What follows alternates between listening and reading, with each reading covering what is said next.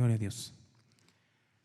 Gracias a Dios, bendigo al Señor, hermanos, por el privilegio que me da primeramente de poder estar delante de su presencia, como todos nosotros, y en segundo lugar del privilegio de poder compartir con ustedes la palabra del Señor. Siempre digo que nunca está de más el escuchar la palabra del Señor, porque a través de la palabra del Señor hay vida para nosotros. Así que bendigo al Señor por sus vidas que estén aquí el día de hoy para poder escuchar la palabra del Señor. Quisiera el día de hoy, hermanos, hablar acerca de algo que seguramente usted ya conoce, y solamente el día de hoy quisiera recordarle algunas cosas. ¿Y por qué recordar algunas cosas? Porque es necesario, vez tras vez, ahora que vemos el libro de Ezequiel y que estamos meditando el libro de Ezequiel, cómo Ezequiel es reiterativo, ¿no? En algunas cosas, vuelve a mencionar otras cosas y regresa a algunas cosas que había mencionado, y vuelve a mencionar y repetir algunas cosas y enfatiza mucho en ciertas cuestiones acerca de la salvación, del juicio. Entonces, el libro de Ezequiel nos muestra cómo reiteradamente Ezequiel quiere dar un mensaje. El día de hoy quiero hablarles acerca del templo santo. ¿Y por qué quiero hablar acerca de este punto, hermanos? Nosotros sabemos que a partir del capítulo 40 del libro de Ezequiel hasta el capítulo 48 hay un cierto señalamiento acerca de un templo para Dios, el templo perfecto de Ezequiel. De hecho, así se menciona el templo perfecto de Ezequiel. Y este templo perfecto de Ezequiel tiene muchísimas interpretaciones. El día de hoy quisiera, de una manera muy sencilla, hermanos, ver a qué se refiere Ezequiel con ese templo. Quisiera verlo primeramente en el Antiguo Testamento, todo el Antiguo Testamento, verlo en el libro de Éxodo, ver también dentro del libro del mismo Ezequiel cómo menciona este templo, y verlo en el Nuevo Testamento. A ver si en el tiempo que estamos aquí nos alcanza para ver esta parte. Y al último, reflexionar sobre quién es ese templo y cuál es la importancia de ese templo santo de Dios. ¿Por qué? Porque cuando hablamos de templo, por lo regular, es algo que está externo a nosotros, es algo que está fuera de nosotros. Y bueno, el día de hoy quisiera ver este punto con cada uno de ustedes. Quisiera que me acompañara al libro de Ezequiel.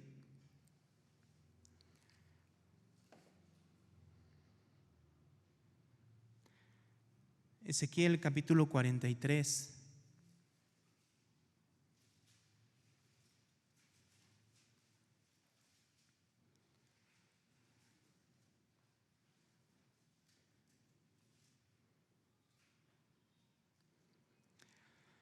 En el verso 12, solamente el verso 12, yo lo voy a leer, sígalo con su vista. Ezequiel capítulo 43, verso 12. Dice: esta es la ley de la casa, sobre la cumbre del monte, el recinto entero, todo alrededor será santísimo, dice. He aquí que esta es la ley de la casa. Oremos, hermanos, cierre sus ojos.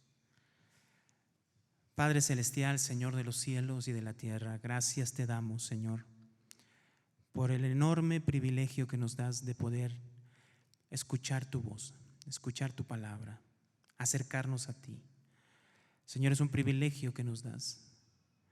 Y Señor, queremos pedirte en esta hora que tú tomes nuestras vidas en este momento y nos hagas comprender la realidad de nuestras vidas, nos hagas comprender tu palabra en plenitud y podamos asimilar esta palabra en nuestras vidas. No tan solo esta palabra quede en lo exterior, sino sea algo que podamos asimilar y vivir diariamente.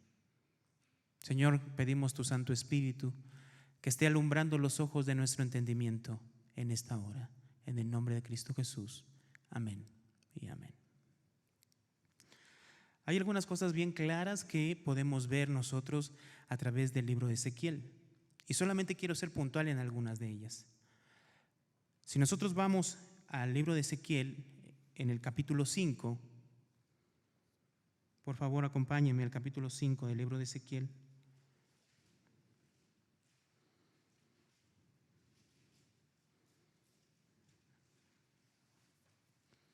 Versos 5, 6 y 7 dice de esta manera, hermanos. Dice la palabra del Señor: así ha dicho Jehová el Señor, esta es Jerusalén, la puse en medio de las naciones y de las tierras alrededor de ella, y ella cambió mis decretos y mis ordenanzas en impiedad, más que las naciones y más que la tierra que están alrededor de ella, porque desecharon mis decretos y mis mandamientos y no anduvieron en ellos. Por tanto, así ha dicho Jehová: por haberos multiplicado más que las naciones que están alrededor de vosotros, no habéis andado en mis mandamientos, ni habéis guardado mis leyes, ni aun según las leyes de las naciones que están alrededor de vosotros habéis andado. Lo que nos muestra el libro de Ezequiel en la primera parte del capítulo 1 al capítulo 24 es acerca del juicio que Dios trae sobre Jerusalén y sobre el pueblo de Israel. Este juicio es claro a través de cada uno de los pasajes que nosotros vemos en el libro de Ezequiel. ¿Cuál es el motivo por el cual Dios trae ese juicio contra el pueblo de Israel? Pueblo que Él había sacado de Egipto y había traído durante 40 años en el desierto y les había dado esa tierra. ¿Cuál es el motivo por el cual Dios está juzgando a este pueblo? Dios lo menciona aquí: este pueblo dejó sus leyes, dejó sus mandamientos, dejó a Dios, abandonó a Dios en todos los aspectos posibles, contaminó la tierra, dice la palabra de Dios, y entonces Dios tuvo que reaccionar. ¿De qué manera reaccionó Dios? Expulsándolos de la tierra que Él mismo les había dado.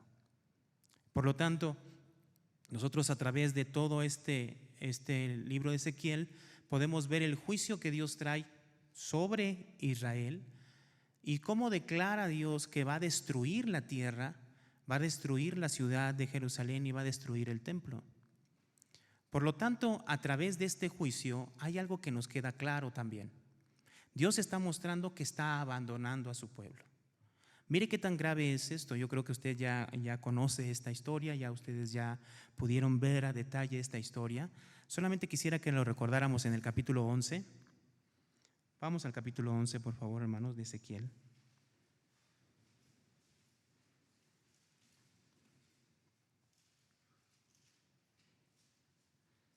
Capítulo 11, en el verso 23. Dice así el pasaje, dice: y la gloria de Jehová se elevó de en medio de la ciudad y se puso sobre el monte. Voy a leer desde el 22, dice: después alzaron los querubines sus alas y las ruedas en pos de ellos, y la gloria de Dios de Israel estaba sobre ellos. Y la gloria de Jehová se elevó de en medio de la ciudad y se puso sobre el monte que estaba al oriente de la ciudad. Entonces, durante el capítulo 9, 10 y 11, Dios lo que nos está mostrando es que está abandonando a su pueblo. Por lo tanto, esa rebeldía que el pueblo mostró contra Dios causó frutos. ¿Cuál es ese fruto? Dios los abandonó. Pero mire, la Biblia nos muestra esto, cómo Dios va saliendo del templo y se pone y se posa sobre el monte que está al oriente. Dios ha abandonado a su pueblo. ¿Por qué? Por el pecado del pueblo. Pero cada vez que Dios mencionaba este juicio, al mismo tiempo mencionaba y también menciona una redención a través de lo que Dios iba a hacer con el pueblo. ¿Cómo lo iba a hacer? Si Dios ya había abandonado y la gloria de Dios había abandonado el pueblo, entonces tenemos que entender qué era lo que Dios iba a hacer. Si Dios estaba mostrando y estaba reiterando que iba a restaurar, ¿cómo lo iba a hacer? ¿De qué manera lo iba a hacer? Si usted me acompaña al capítulo 36,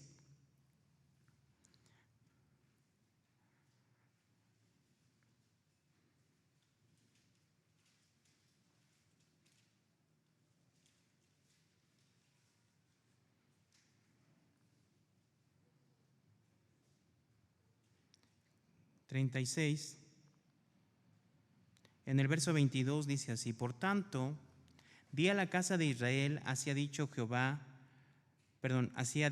el Señor: no lo hago por vosotros, oh casa de Israel, sino por causa de mi santo nombre, el cual profanasteis vosotros entre las naciones a donde habéis llegado.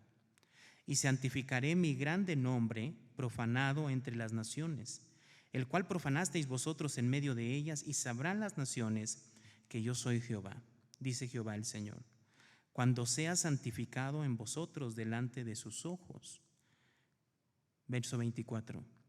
Y yo os tomaré de las naciones y os recogeré de todas las tierras y os traeré a vuestro país.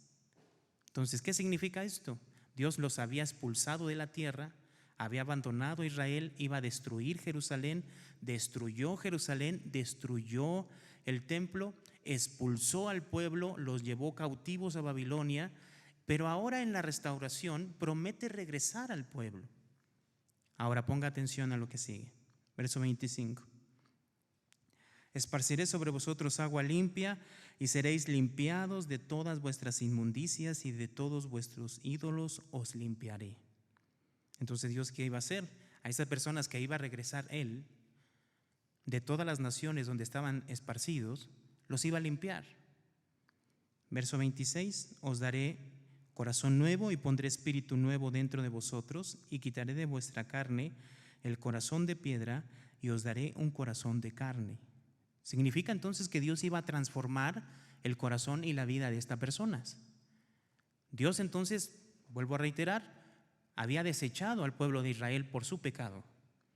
Dios había prometido que ese pueblo iba a ser destruido y fue destruido. Dios prometió que la ciudad de Jerusalén y el templo iban a ser destruidos y fue destruido, porque causa por el pecado y la rebeldía del pueblo ante Dios, ante Jehová su Dios. Pero en medio de todo eso, Dios promete restaurar y promete traer a ese pueblo que estaba repartido en las naciones, traerlo y regresarlo a su país. Pero ¿de qué manera iba a hacer esto? ¿Cómo iba a hacer esto Dios? Los iba a traer y los iba a limpiar. Iba a cambiar sus vidas, iba a cambiar su corazón. Verso 27, dice: y pondré dentro de vosotros mi espíritu, y haré que andéis en mis estatutos y guardes mis preceptos y los pongas por obra. Entonces, es una obra increíble. Usted tiene que entender esto. Esta obra que Dios iba a hacer no nada más era regresar al pueblo porque sí, cambiarlo de un lugar a otro, no es así. Sino lo que Dios iba a hacer era una transformación completa de esa persona, a la cual Dios iba a poner su espíritu para que esa persona viviera conforme a los mandamientos de Dios, cumpliera los mandamientos de Dios. Esta obra de redención que vemos aquí, verso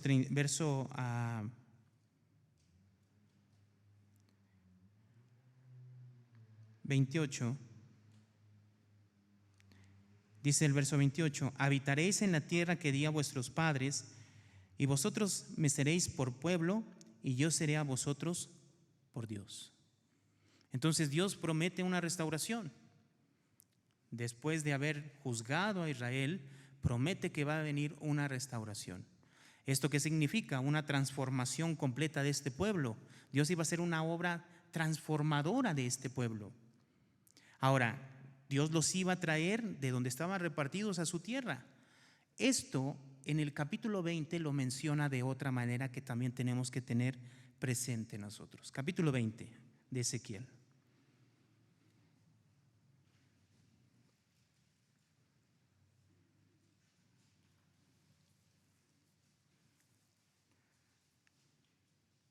En el capítulo 20 de Ezequiel menciona también esta restauración de este pueblo y esta obra de restauración, esta obra de salvación que Dios iba a hacer en el pueblo. Pero quiero que leamos el verso 33 y mire cómo lo menciona. Dice: vivo yo, dice Jehová el Señor, que con mano fuerte y brazo extendido y enojo derramado he de reinar sobre vosotros. Y os sacaré de entre los pueblos y os reuniré de todas las tierras en las que estáis esparcidos con mano fuerte y brazo extendido y enojo derramado. Y os traeré al desierto de los pueblos y allí litigaré con vosotros cara a cara. Ahora mire lo que sigue aquí en el 36. Como litigué con vuestros padres en el desierto de la tierra de Egipto, así litigaré con vosotros, dice Jehová el Señor. Si nosotros vemos este pasaje, dice lo mismo: los voy a traer y los voy a regresar de donde están esparcidos a su tierra. Pero ¿qué menciona aquí en el verso 33? Lo que quiere Dios en realidad es reinar sobre ese pueblo. Si nosotros comparamos el capítulo 36 de una manera sencilla, sería la siguiente: Dios iba a regresar a ese pueblo que había pecado, que estaba fuera de la presencia de Dios, iba a regresar a ese pueblo a su presencia, no sin antes transformar la vida de esa persona, cambiar la vida de esa persona. Lo que quiere Dios en realidad es limpiarlo, cambiar su corazón, poner su espíritu para que esa persona pueda vivir conforme a sus mandamientos. En otras palabras, el capítulo 20 dice que Él quiere reinar en sus vidas. ¿Qué significa? Él es el rey de la vida de esas personas, de esas nuevas personas. Por lo tanto, esas nuevas personas, esas nuevas personas que Dios iba a transformar, iban a ser personas obedientes a su palabra. Yo creo que esto usted lo conoce perfectamente. Ahora vamos a dar un brinquito más sobre esto. Vamos al capítulo 37.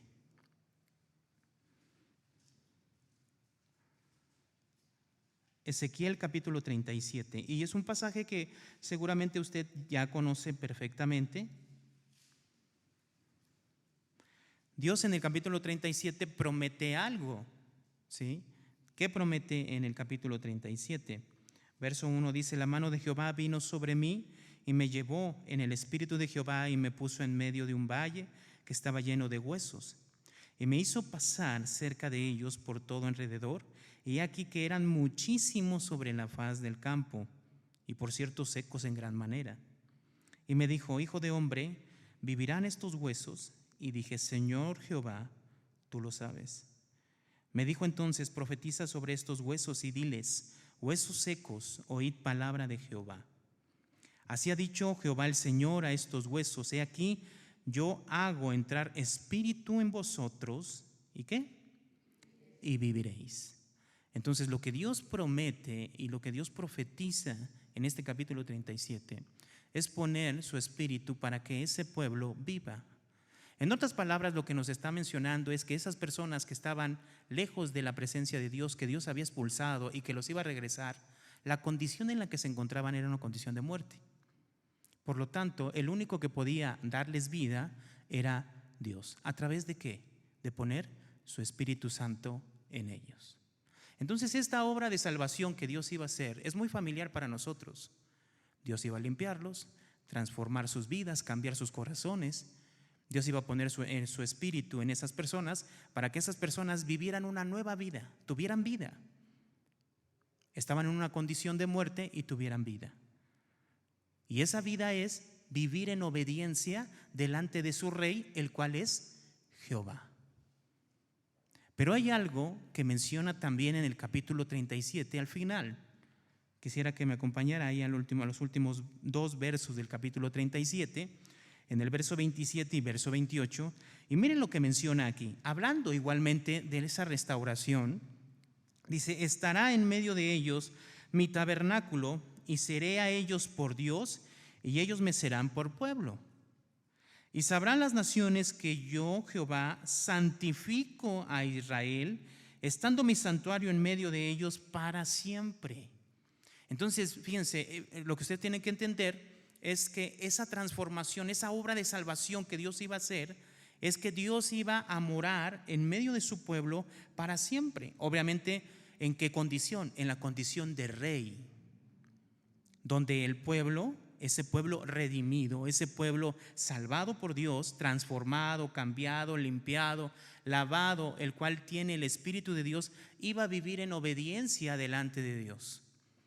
Y Dios promete entonces que su santuario, su presencia iba a estar siempre con este pueblo, para siempre. Ahora a mí me llama la atención esto. ¿Qué me llama la atención? En el verso 28 dice: y sabrán las naciones que yo, Jehová, santifico a Israel. Mire, esta palabra es interesante. Santifico a Israel, estando mi santuario en medio de ellos para siempre. Entonces, lo que Dios está prometiendo es santificar a ese pueblo. Su presencia iba a estar con ellos, su santuario iba a estar con ellos, entonces iba a santificar el pueblo. ¿Qué significa santificar? Fíjense que esta palabra santificar tiene muchos significados, pero tiene dos grandes significados que toman relevancia para lo que nosotros tenemos que entender. En primera instancia, lo que Dios está diciendo al momento de decir que Él es el que santifica al pueblo, está diciendo que Él es el que purifica al pueblo, lo pone en condición de pureza, limpio, en otras palabras. Pero en un segundo punto, la palabra santificar también significa apartar para su servicio. Y me llama la atención que a partir del capítulo 40, Dios le muestra a Ezequiel un templo perfecto. Y si usted se acuerda, lo que Dios nos mostró en Ezequiel en los capítulos 9, 10 y 11 es que Él había abandonado a su pueblo, ¿verdad?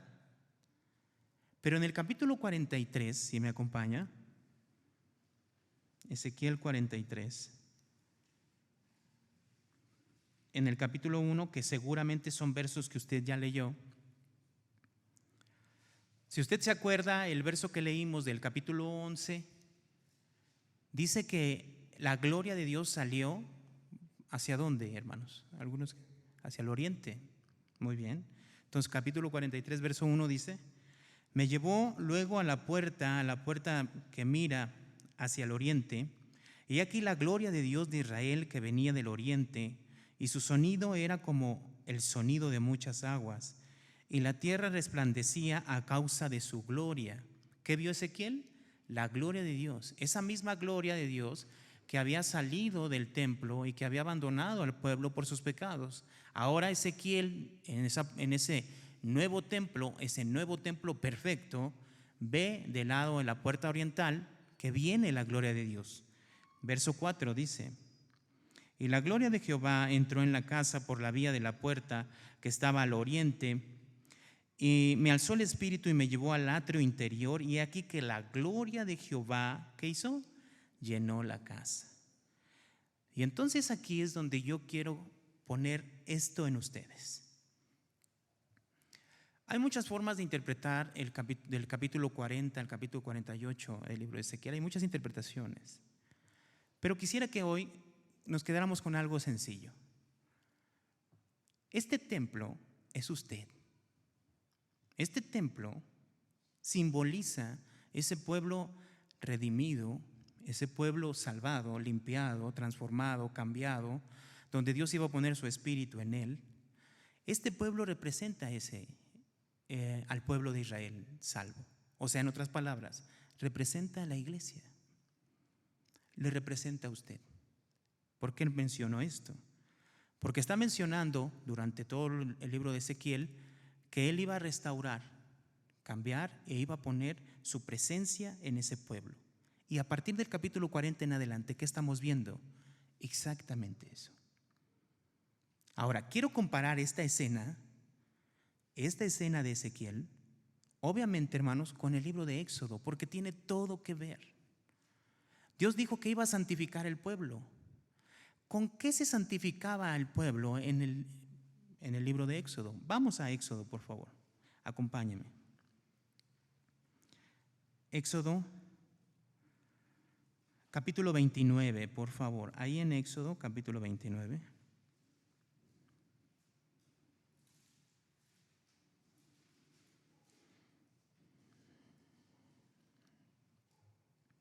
Si usted recuerda y usted hace memoria acerca de qué menciona el libro de Éxodo, recordemos que en el libro de Éxodo Dios rescata al pueblo de Israel, o libra al pueblo de Israel, o salva al pueblo de Israel.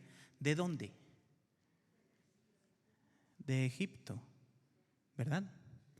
Libra al pueblo de Egipto, lo trae al desierto. Ahora, en el capítulo 29, la Biblia nos muestra una razón por la que Dios libró o rescató al pueblo de la tierra de Egipto, o lo salvó. Si vemos ahí en el capítulo 40, en el verso 42 dice: Esto será el holocausto continuo por vuestras generaciones, a la puerta del tabernáculo de reunión delante de Jehová, en el cual me reuniré con vosotros para hablaros allí. Entonces significa, Dios había rescatado al pueblo de Israel de Egipto, lo había librado, lo había salvado de Egipto. Entonces lo trae al desierto, le da sus leyes y sus mandamientos, y lo que hace Dios es pedirles que hagan un tabernáculo, o sea, un lugar representativo donde ellos pudieran ver que Dios estaba su gloria en ese lugar y que Dios iba a morar en ese pueblo. Entonces dice aquí en el verso 42, en ese lugar se iba a reunir con ellos, iba a hablar, les iba a hablar en ese lugar. Verso 43 dice, allí me reuniré con los hijos de Israel y el lugar será santificado con mi gloria. Volvemos a ver esa expresión que vimos en Ezequiel, la gloria de Dios llegando al templo, y dice en el capítulo 37 diciendo, mi santuario y mi presencia estará en ese lugar, ¿sí?, santificando al pueblo. Aquí menciona y dice, allí me reuniré con los hijos de Israel y serán santificados con mi gloria. O sea, en otras palabras, este pueblo, este lugar iba a ser purificado y apartado para Dios, para su servicio. Verso 44 dice, y santificaré el tabernáculo de reunión y el altar, santificaré asimismo a Aarón y a sus hijos para que sean mis sacerdotes. Entonces, tanto el tabernáculo como todos los que servían en el templo, en el momento en que Dios estuviera en ese lugar, ellos iban a ser santificados, purificados, iban a ser limpiados, iban a ser apartados para su servicio. ¿Con qué, hermano? ¿Con qué menciona aquí? Con su gloria, con la gloria de Dios. En otras palabras, cuando hablamos de la gloria de Dios, estamos hablando de su presencia. ¿Se acuerdan de lo que le mencionó Dios a Moisés cuando subió al monte y a ver esa zarza que ardía y no se consumía? ¿Qué le dijo cuando llegó? Que se quitara las sandalias. ¿Por qué? Porque el lugar que pisas, santo es. ¿Por qué era santo ese lugar? Porque en ese lugar estaba la presencia de Dios. Entonces la presencia de Dios, hermanos, es la que iba a santificar el tabernáculo y a todos los que estuvieran en el tabernáculo. Ahora, verso 45. Dice, y habitaré entre los hijos de Israel y seré su Dios. Esto se parece muchísimo a lo que menciona el libro de Ezequiel. Verso 46.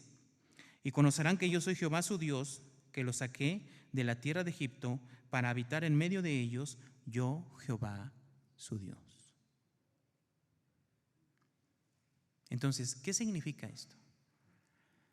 Lo que Dios quería es rescatar a este pueblo de Egipto, traerlo a Él, le dio sus leyes y sus mandamientos con el propósito de morar en medio de ese pueblo, habitar en medio de ese pueblo. En el momento que Dios morara en medio de ese pueblo y iba a santificar a ese pueblo, iba a apartarlo, lo iba a limpiar y lo iba a apartar para su servicio. Aquí menciona que iba a ser primero el tabernáculo, después todos los que servían en el tabernáculo. Por lo tanto, ese tabernáculo, si nosotros lo vemos en el capítulo 40, por favor, capítulo 40 de Éxodo.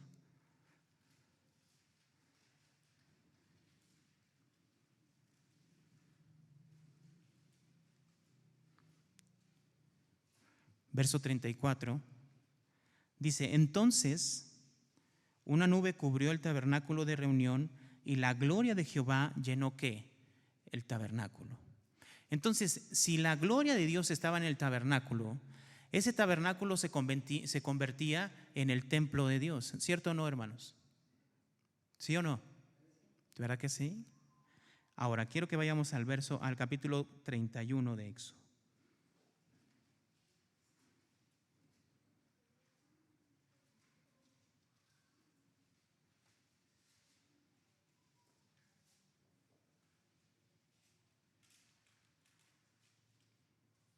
En el verso 13 dice lo siguiente, mire, ponga atención. Tú hablarás a los hijos de Israel diciendo, en verdad vosotros guardaréis mis días de reposo, porque es señal entre mí y vosotros por vuestras generaciones. ¿Para qué? Para que sepáis que yo soy Jehová, que os santifico. ¿Qué significa esto?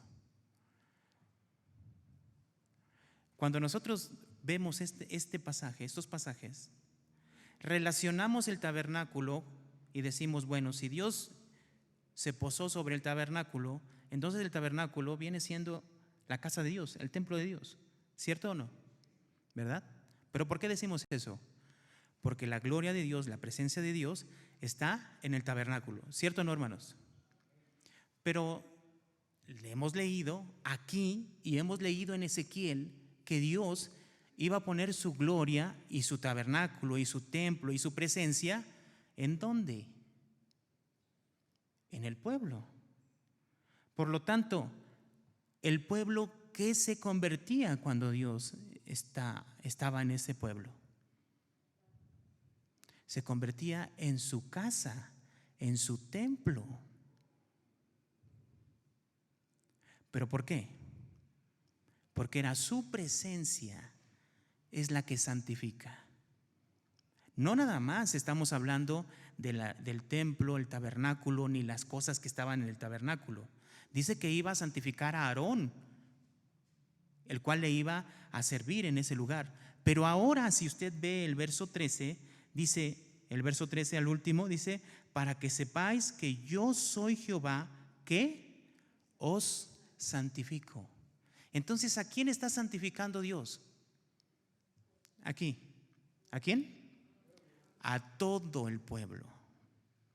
Por lo tanto, todo el pueblo santificado por Dios, porque la presencia de Dios estaba en ese pueblo se convertía en el templo de Dios. Entonces, en el libro de Levítico dice lo siguiente. Vamos al libro de Levítico, hermanos.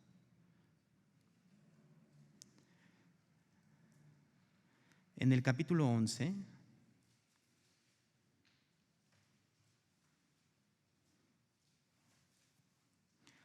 verso 44, mire lo que dice aquí.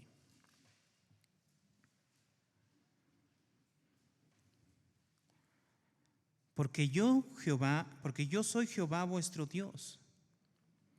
Vosotros, por tanto, ¿qué dice, hermano? Os santificaréis y seréis como santos, porque yo soy santo. ¿Qué significa esto? De una manera sencilla sería así. Lo que Dios está diciéndole al pueblo es que el pueblo ahora, santificado por su presencia, este pueblo entonces tenía que reflejar ante el mundo la santidad de Dios. Mire nada más qué grande es esto, ¿no? Dios le está pidiendo al pueblo que refleje ante el mundo su santidad. Recordemos lo siguiente: el pueblo es santo porque la presencia de Dios está con ellos. Porque es la presencia de Dios quien los santifica, quien los purifica, quien los limpia. Y en segundo lugar, los aparta para su servicio. Este pueblo entonces tenía la encomienda de reflejar ante el mundo la santidad de Dios. Miren lo que dice aquí, seguimos leyendo, dice: así que no contaminéis vuestras personas con ningún animal que se arrastre sobre la tierra. 45. Porque yo soy Jehová, que os hago subir de la tierra de Egipto para ser vuestro Dios. Seréis pues santos. ¿Por qué, hermanos? Porque yo soy santo. Entonces, ese templo de Ezequiel perfecto, donde Dios iba a poner su Espíritu Santo, hermanos, en esa persona cambiada y transformada, no es otra cosa más que nosotros, la iglesia de Dios. ¿Por qué menciono esto? Porque el único que podía vertir sobre nosotros el Espíritu de Dios es Jesús. Mire, vamos al libro de Marcos, por favor. En el capítulo 1, son palabras de Juan el Bautista.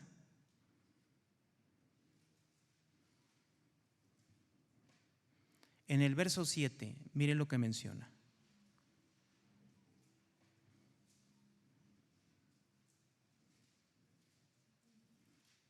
Verso 7 dice: y predicaba diciendo: viene tras de mí el que es más poderoso que yo, a quien no soy digno de desatar encorvado la correa de su calzado. Significa, usted tiene que entender las palabras de Juan. ¿A quién se está refiriendo Juan? Se está refiriendo a Jesús. Ahora, verso 8, leemos juntos, si me acompaña, dice: yo a la verdad os he bautizado con agua, pero Él os bautizará con Espíritu Santo. El único que cumple y que puede cumplir esa llenura del Espíritu que menciona el libro de Ezequiel es Jesús. Entonces, nosotros debemos preguntarnos, ¿verdad? ¿Dónde está esa gloria de Dios en nosotros? La cual llena el templo, ¿no?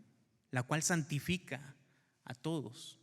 Lo hizo en Éxodo, lo repitió y prometió y profetizó en el libro de Ezequiel. Pero ese cumplimiento es en Jesús. Ahora, lo que quiero tomar es un breve momento para explicar brevemente quién es Jesús. Yo sé que si le pregunto a usted quién es Jesús, usted conoce mucho más seguramente de quién es Jesús. Pero, ¿de qué manera vamos a ver en este momento quién es Jesús? Como lo menciona Juan, búsquenlo Juan. Juan, el Evangelio de Juan.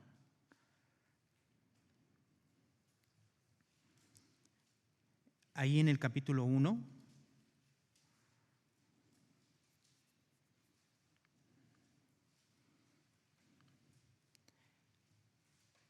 En el verso 14 menciona a Jesús como el verbo de Dios. Dice: y aquel verbo fue hecho carne. Si usted conoce perfectamente que el verbo de Dios, ¿quién es? Jesús. Dice: aquel verbo fue hecho carne y habitó entre nosotros. Miren la palabra que menciona: habitó entre nosotros. ¿Qué quería Dios hacer en el libro de Éxodo y en el libro de Ezequiel con su pueblo? ¿Qué quería hacer? Morar, habitar en medio de su pueblo. Verso 14 dice: y vimos su gloria, gloria como del unigénito del Padre, lleno de ¿qué? De gracia y de verdad. ¿De quién está mencionando aquí? De Jesús, hermanos. ¿Qué menciona de Jesús? Él vino, se encarnó, habitó entre nosotros, fíjese, habitó entre nosotros, y vimos su gloria, gloria como el unigénito del Padre. Vamos al libro de Mateo. Busque el libro de Mateo, capítulo 1 también.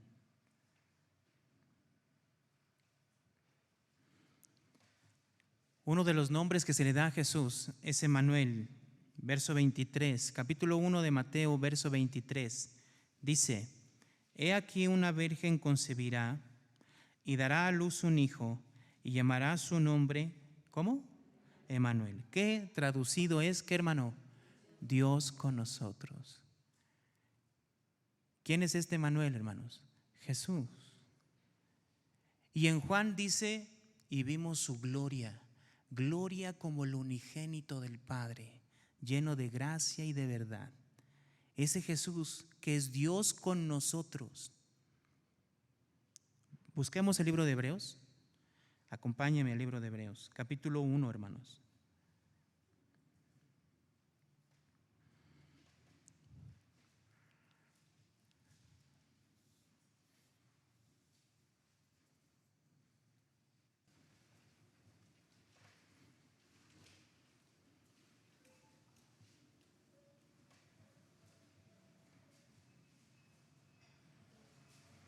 Verso 3.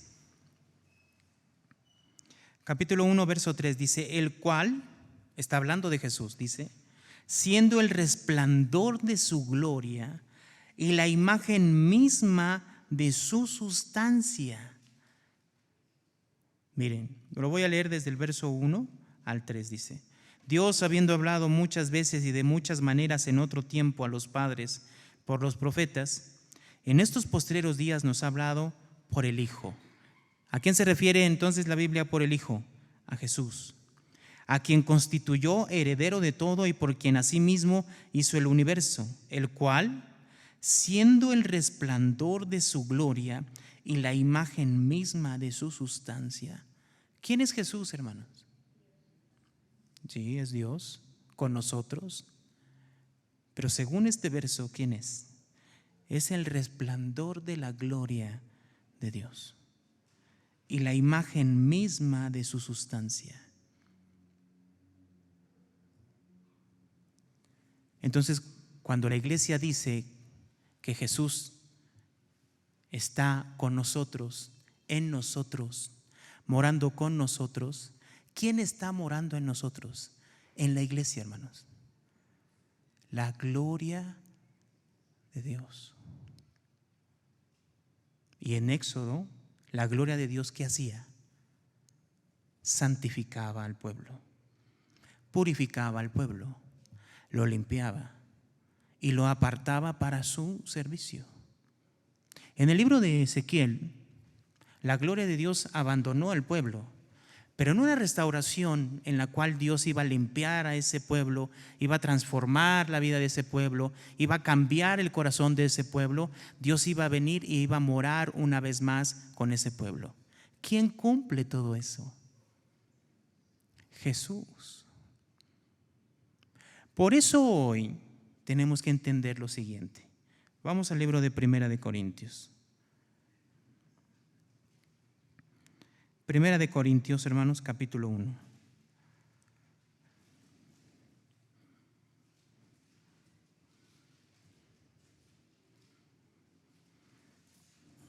Entonces este verso 2 toma sentido de todo lo que hemos visto hasta ahorita. Miren lo que dice. A la iglesia de Dios que está en Corinto, le dice así en el verso 2. Primera de Corintios, capítulo 1, verso 2. A la iglesia de Dios que está en Corinto. ¿A quiénes, hermanos? ¿A quiénes? ¿Cómo le menciona a la iglesia? ¿Los qué? Los santificados. Y según el Antiguo Testamento, hermanos, ¿quién era el único que podía santificar algo? ¿Quién? Dios. ¿A través de qué? De su presencia. Y yo santificaré el tabernáculo, y yo santificaré a Aarón, yo los santifico a ustedes. Y aquí, ¿quién es el que santifica, hermanos? A ver, leemos juntos. El verso 2 dice: a la iglesia de Dios que está en Corinto, a los santificados en Cristo Jesús. Hermanos, hasta ahí. ¿Quién santifica? Entonces, ¿Jesús qué es, hermanos? Es la gloria de Dios misma. Es la presencia de Dios en su iglesia, en nosotros. Dice aquí, llamados a ser, ¿qué dice, hermanos? Hermanos, la iglesia que está llamada. Entonces, ponga atención. Nosotros leímos en Levítico capítulo 11 que si Dios los estaba santificando, ¿qué les ordenó? Ser santos porque yo soy santo. ¿Qué está mencionando aquí, hermanos? Lo mismo. La iglesia de Dios, ¿qué tiene que ser? Santo. En otras palabras, voy a repetir lo que mencioné en ese capítulo 11 de Levítico. El pueblo tenía que reflejar la santidad de Dios, hermanos. La iglesia tiene que reflejar la santidad de Dios. En otras palabras, el mundo tiene que ver la santidad de Dios en cada uno de nosotros, hermanos.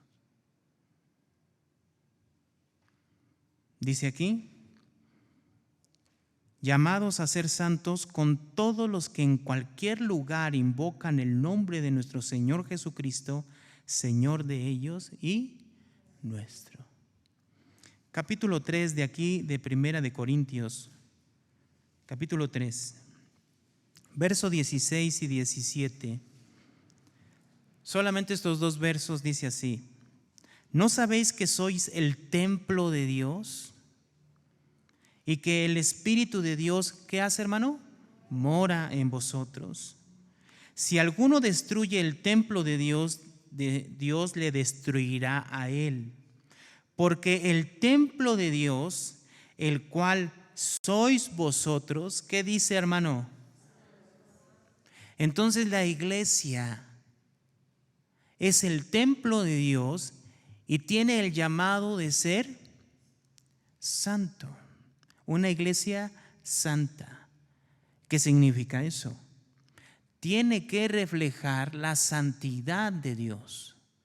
O sea, tiene que reflejar ante el mundo la imagen de Dios. Una imagen santa. En otras palabras, una imagen totalmente apartada del pecado. Limpia, pura.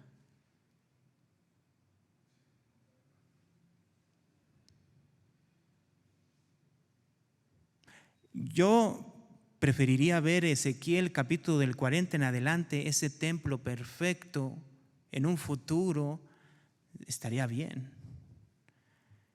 Pero la gloria de Dios prometida en ese libro de Ezequiel ya vino. Ahora, no digo que no va a haber un futuro perfecto donde estaremos con Jesús. Pero hermanos, Jesús es la gloria de Dios. ¿Y quién mora en usted? Entonces, ¿usted qué es? El templo de Dios. ¿Y cómo tiene que vivir? En santidad.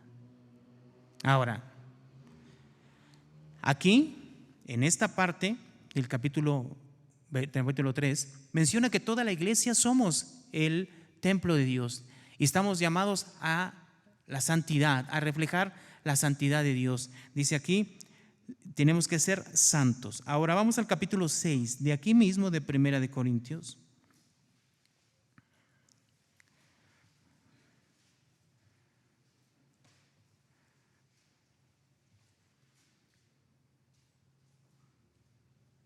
Verso 19 y verso 20. Miren lo que dice. ¿O ignoráis que vuestro cuerpo es templo del Espíritu Santo? Ahora aquí, ¿qué está diciendo? Aquí ya no está mencionando que la iglesia es el templo, no, ya no está mencionando que toda la iglesia es el templo, no porque no quiera mencionarlo, sino porque ahora está diciendo, no que toda la iglesia, sino está diciendo que ¿quién? Que vuestro cuerpo. Ahora ya de manera individual, cada persona en su cuerpo, ¿qué es según aquí, hermano? Es el templo del Espíritu Santo, el cual dice, está en vosotros, el cual tenéis de Dios y que no sois vuestro. Verso 20, porque habéis sido comprados por precio. Glorificad pues a Dios, ¿en dónde, hermano? En vuestros cuerpos, en vuestro cuerpo y en vuestro espíritu, los cuales, ¿qué, hermano? Son de Dios. Entonces, este punto del templo santo, hermanos, no es otra cosa más que reflejar de una manera práctica y real en nuestras vidas y en nuestros cuerpos la santidad de Dios. En otras palabras, la imagen de Dios en nuestras vidas.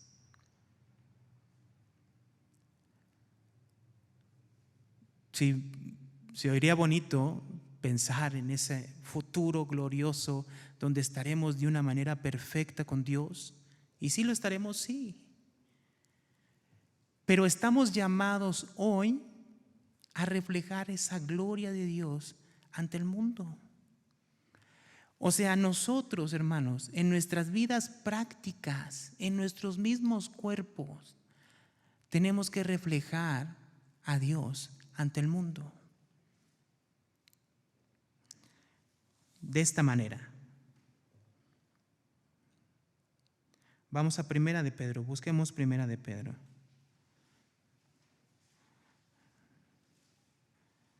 Este texto lo citó creo miércoles Joel. Capítulo 1.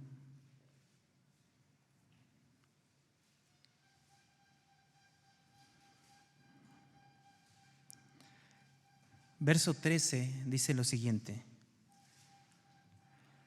por tanto, ceñid los lomos de vuestro entendimiento, sed sobrios y esperad por completo en la gracia que os traerá cuando Jesucristo sea manifestado. O sea, en otras palabras, en lo que Jesucristo viene por segunda vez, nosotros entonces tenemos que estar, dice, ceñidos los lomos de vuestro entendimiento y sed sobrios. O sea, estar atentos, despiertos, preparados, esperando por completo en la gracia que os traerá cuando Jesucristo sea manifestado. Verso 14. En lo que Jesucristo se manifiesta, como hijos obedientes, no os conforméis a los deseos que antes teníais estando en vuestra ignorancia. Yo creo que aquí es mucho más claro, ¿no le parece? La vida práctica, ¿cuál es? Como hijos obedientes, o sea, nosotros, la iglesia, como lo menciona Ezequiel capítulo 36, estamos llamados a la obediencia, a vivir conforme a la palabra de Dios, buscando sus mandamientos, buscando agradar a Dios en todo momento. ¿Por qué? Porque lo que Dios ha puesto en nosotros es su Espíritu Santo con ese propósito.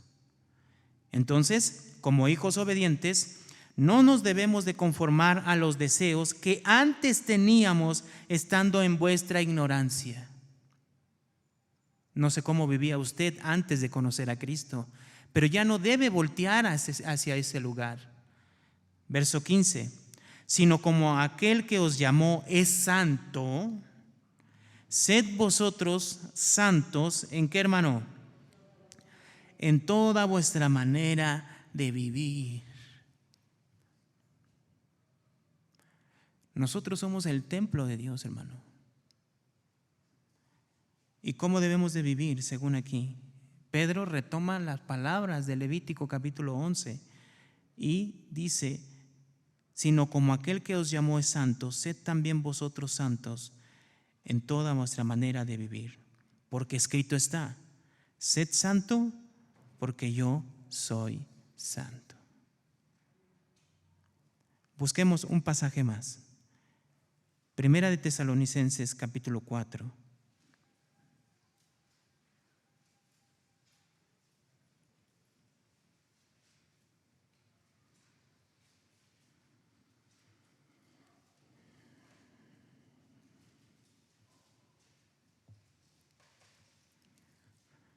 Verso 1 dice: por lo demás, hermanos, os rogamos y exhortamos en el Señor Jesús, que de la manera que aprendiste de nosotros, como os conviene conduciros y agradar a Dios, así abundéis como más y más. Una de las recomendaciones que está haciendo Pablo aquí es que se deben de conducir como ellos se conducieron cuando Pablo estuvo con ellos, agradando a Dios en todo, o sea, buscar agradar a Dios. Verso 2: porque ya sabéis qué instrucciones os dimos por el Señor Jesús. Pues la voluntad de Dios, dice el verso 3, ¿qué dice, hermano? Es vuestra santificación. ¿Cuál es la voluntad de Dios, hermano, para usted? Vuestra santificación. O sea, ¿qué significa? Hermanos, la santidad no la recibimos nosotros a través de comportamientos buenos, no es así. La santificación la recibimos a través de la presencia de Dios, la cual nos santifica. Pero eso significa que nosotros debemos de entonces, ya transformados, cambiados, limpiados, con un corazón renovado, nuevo y un espíritu nuevo dentro de nosotros, ahora tenemos que buscar satisfacer y agradar en todo a nuestro Dios. Es lo que está diciendo aquí. A eso hemos sido llamados, a vivir la vida de Dios, de Jesús en nuestras vidas. Y entonces menciona aquí lo siguiente, ya de manera práctica menciona esto: pues la voluntad de Dios es vuestra santificación, que os apartéis de fornicación, que cada uno de vosotros sepa tener su propia esposa en santidad y honor, no en pasiones de concupiscencia como los gentiles que no conocen a Dios. Que ninguno agravie ni engañe en nada a su hermano, porque el Señor es vengador de todo esto, como ya os hemos dicho y testificado. Leemos el verso 7 juntos, dice: pues no nos ha llamado a Dios a inmundicia, sino a santificación.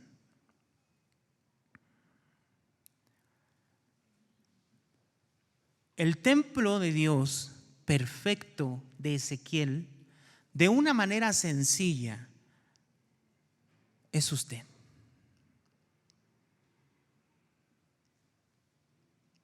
Es usted.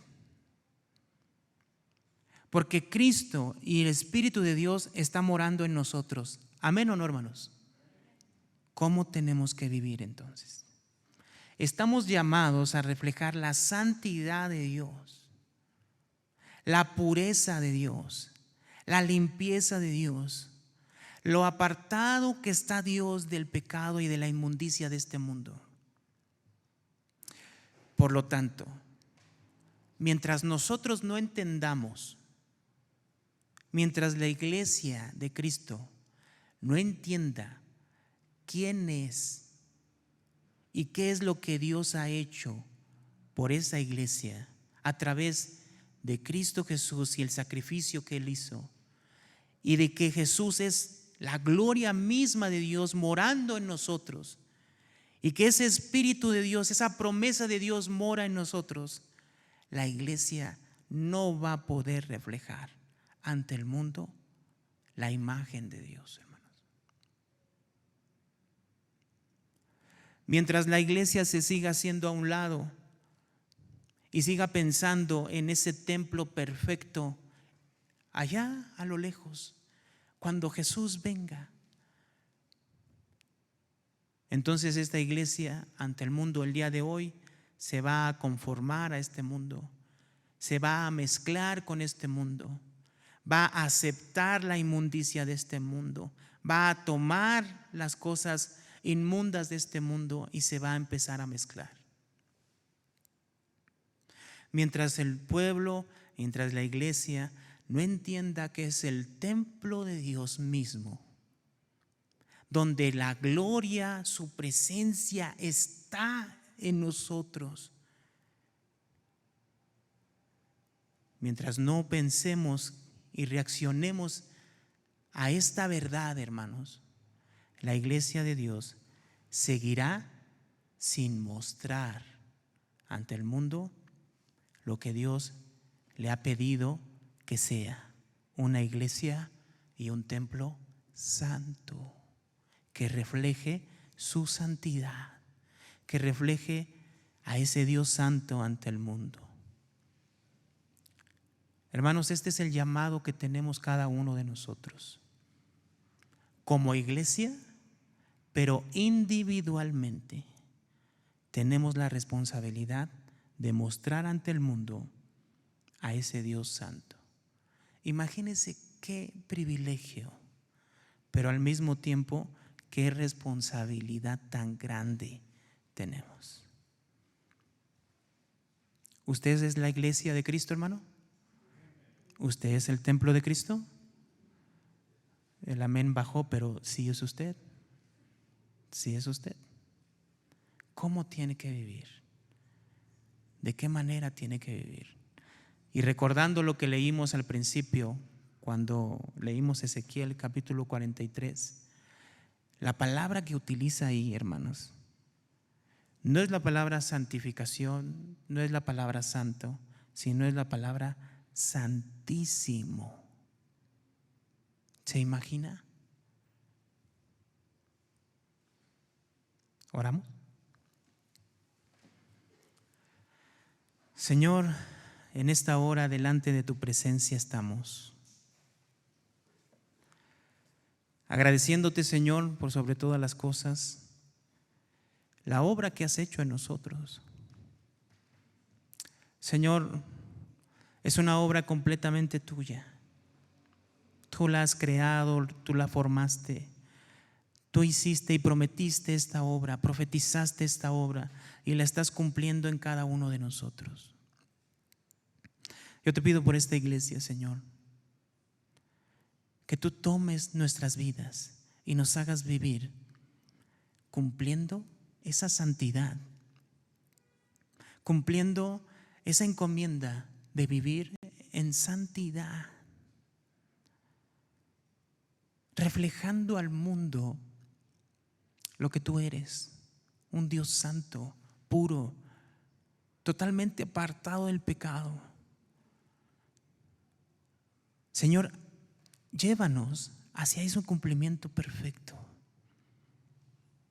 Danos esa conciencia de quiénes somos y de cómo tenemos que vivir. No tan solo como una iglesia, como un grupo de personas, sino individualmente. La responsabilidad que tengo yo ante el mundo, ante ti, de reflejar esa santidad tuya ante el mundo.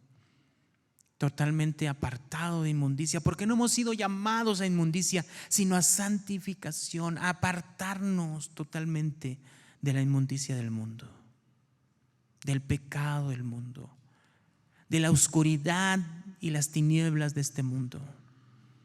Ayúdanos, Señor, a reflexionar, Señor, y a ver de una manera clara y entender quiénes somos como ese templo santo que tú has hecho en nosotros. Te bendecimos, Señor, y te lo pedimos en el nombre de Cristo Jesús. Amén y amén. Gracias, hermanos. Dios les bendiga.